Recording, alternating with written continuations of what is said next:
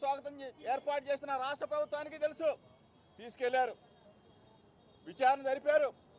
Remand రిపోర్ట్లో ఎప్పుడైనా సరే జోగి రమేష్ అనే మాట కానీ వచ్చిందని అడుగుతా ఉన్నా, లేదు కోర్టులో ఎప్పుడైనా చెప్పాడని అడుగుతా ఉన్నా. ఒక వీడియోని, ఆ వీడియో కూడా అతను బాంబేలో సెల్ ఫోన్ పోయిందని చెప్తే ఆ వీడియోల ద్వారా జోగి రమేష్కు సంబంధం ఉందని చెప్పేసి, అంటే ఏ స్థాయిలో చంద్రబాబు నాయుడు ప్రభుత్వం లోకేష్ దిగజారిపోయారో ఒక్కసారి మీడియా మిత్రుల ద్వారా రాష్ట్ర ప్రజలు గమనించమని అడుగుతా ఉన్నా. ఈరోజు చంద్రబాబు నాయుడు గాని వచ్చి, లోకేష్ గాని వచ్చి, ఆ శాఖ మంత్రి గాని వచ్చి, సిట్ అధికారి గాని వచ్చి జోగి రమేష్ తప్పు చేశాడని చెప్తే అమ్మ కనకదుర్గమ్మ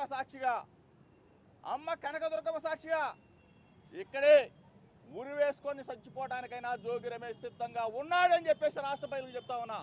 తప్పు చేయని నన్ను, నా వ్యక్తిత్వ అననాన్ని దెబ్బతీసిన ముఖ్యమంత్రి చంద్రబాబు నాయుడు, నా వ్యక్తిత్వ అననాన్ని దెబ్బతీసిన లోకేష్, మీరు సమాధానం చెప్పాలా?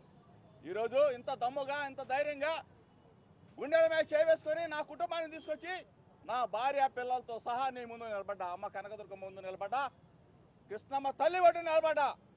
దయచేసి రాష్ట్ర ప్రజలు గమనించమని కోరుతా ఉన్నా.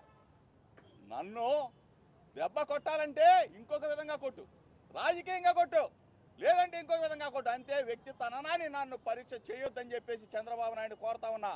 ఇటువంటి దుర్మార్గమైన క్రీడకు నువ్వు శ్రీకారం చుడితే నీకు భార్య పిల్లలు ఉన్నారు చంద్రబాబు నాయుడు, నీకు భార్య పిల్లలు ఉన్నారు లోకేష్. ఈ రోజుతో ఇది ఆగిపోదు.